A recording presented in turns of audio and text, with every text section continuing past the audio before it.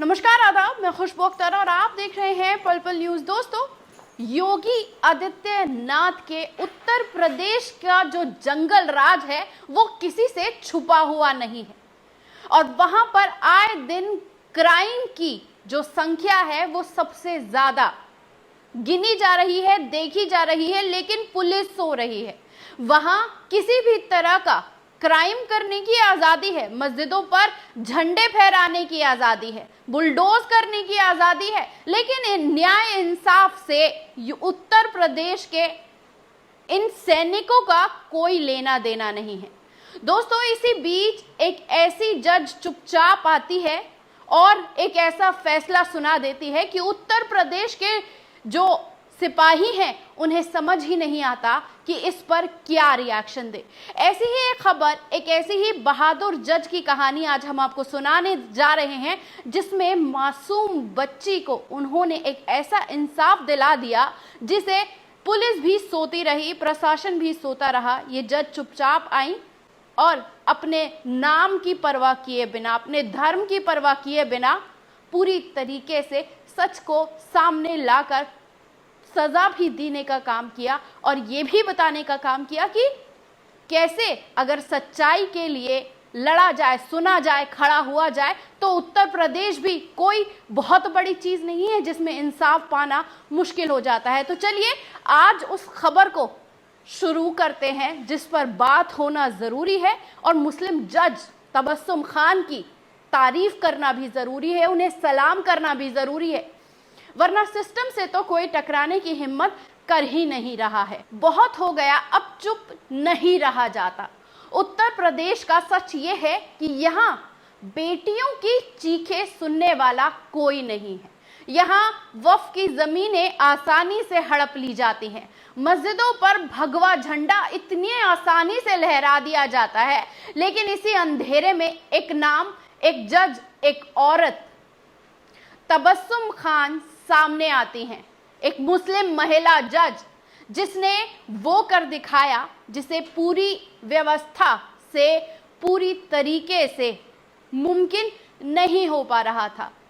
जब देश की सबसे बड़ी अदालतें भी इंसाफ को टालने में लगी थी, जब हाई कोर्ट के फैसलों में डोरी खोलना गुनाह नहीं कहा जा रहा था, तब मुस्लिम जज तबस्सुम खान ने 88 दिनों में फांसी की सजा सुनाकर इंसाफ का मजहब नहीं होता, हिम्मत होती है, ये साफ कर दिया।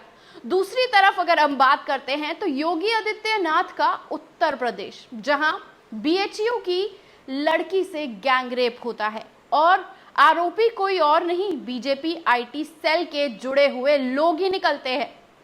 लेकिन क्या हुआ?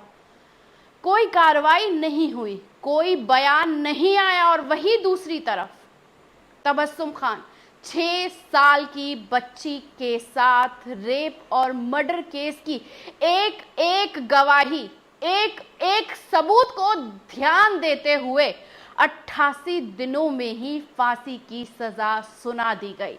ये सिर्फ एक फैसला नहीं है, ये था इस व्यवस्था को आईना दिखाने वाला फैसला, एक तमाचा जड़ने वाला फैसला।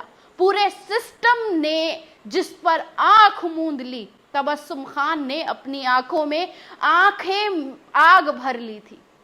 जब पुलिस सो रही थी वो अदालत में जागती रही और इसीलिए कहना जरूरी हो जाता है कि इस दौर की सबसे बड़ी जज वही है, ना सिर्फ इसलिए कि वो एक औरत है बल्कि इसलिए कि वो एक मुस्लिम होते हुए भी पूरे सिस्टम से टकराई और जीत भी गई।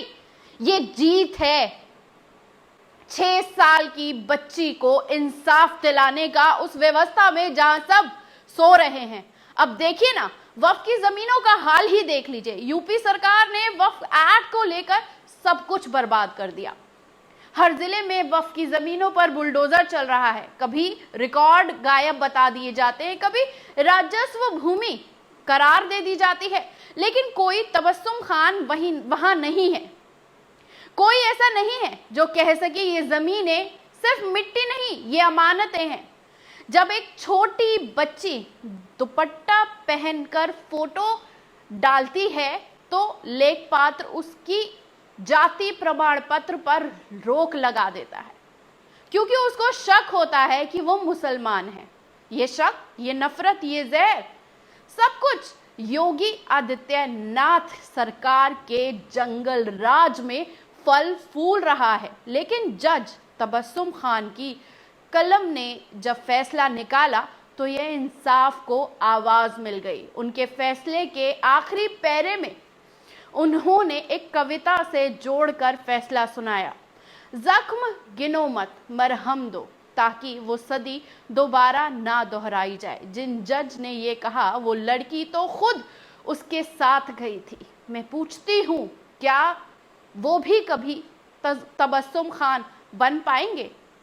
और मैं देश की अदालतों से कहती हूं कि अगर न्याय करना है तो तबस्सुम खान से सीखिए, क्योंकि कानून पढ़कर जज बन जाना तो बहुत आसान हो गया है, पर इंसाफ महसूस कर कर हीरो बन जाना सबके बस की बात नहीं होती। कैसी लगी ये खबर कमेंट बॉक्स में आकर अपनी राय देना ना भूलिएगा, और कमेंट बॉक्स में लिखिए, तबस्सुम खान को हम सब सलाम करते हैं, जिन्होंने साबित किया है कि मुसलमान होना कोई गुनाह नहीं है, मुसलमान होना भी इंसाफ की परिभाषा बन सकता है। और अगर इस देश में वक्फ की जमीनों को बचाना है, बेटियों को बचाना है, तो हमें और जज तबस्सुम जैसे तमाम लोग चाहिए।